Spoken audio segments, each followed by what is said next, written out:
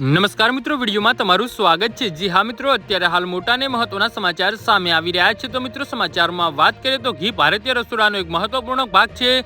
તે માત્ર ખોરાકનો સ્વાદ જ નહીં પણ સ્વાસ્થ્ય માટે ફાયદાકારક પણ માનવામાં આવે છે। ખાસ કરીને આયુર્વેદમાં દેશી ઘીને અમૃત તરીકે વર્ણવવામાં આવે છે।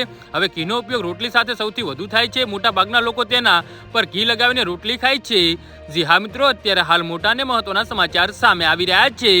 ઘણીવાર લોકોના મનમાં આ પ્રશ્ન હશે કે શું રોટલી પર ઘી સાથે ખાવી જોઈએ કે નહીં। જો તમે પણ આવા લોકોમાંથી એક છો તો ચાલો પતંજલિ યોગ્યપીઠના વડા આચાર્ય બાલકૃષ્ણ પાસેથી આ પ્રશ્નનો જવાબ જાણીએ। આ બાબતે અંગે તેમણે યુટ્યુબ ચેનલ પર એક શેર કરેલા વિડીયોમાં આચાર્ય બાલકૃષ્ણ કહે છે કે ઘી સ્વાસ્થ્ય માટે ખૂબ જ ફાયદાકારક છે। જી હા મિત્રો, અત્યારે હાલ મોટા સમાચાર સામે આવી રહ્યા છે।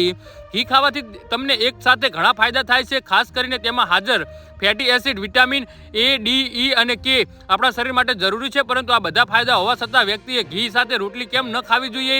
આચાર્ય બાલકૃષ્ણના મતે રોટલી પર ઘી લગાવવાથી એક પડ બને છે જે પાચન પ્રક્રિયા અવરોધ પેદા કરી શકે છે। જી હા મિત્રો, અત્યારે હાલ મોટા સમાચાર સામે આવી રહ્યા છે। આ પણ ખોરાકને યોગ્ય રીતે પચવા દેતું નથી, જેના કારણે તમને ગેસ, અબજો અને ભારેપણું જેવી સમસ્યા થઈ શકે છે। આવી સ્થિતિમાં રોટલી પર ઘી લગાડવાનું ટાળો। આ ઉપરાંત તમે રોટલી સાથે કે જે પણ શાકભાજી કે દાળ ખાઓ છો તેમાં ઘી ઉમેરી શકો છો। એટલે કે દાળ અને શાકભાજીમાં ઘી ઉમેરી અને તેની સાથે રોટલી ખાઓ, પરંતુ રોટલી પર ઘી ન લગાવો।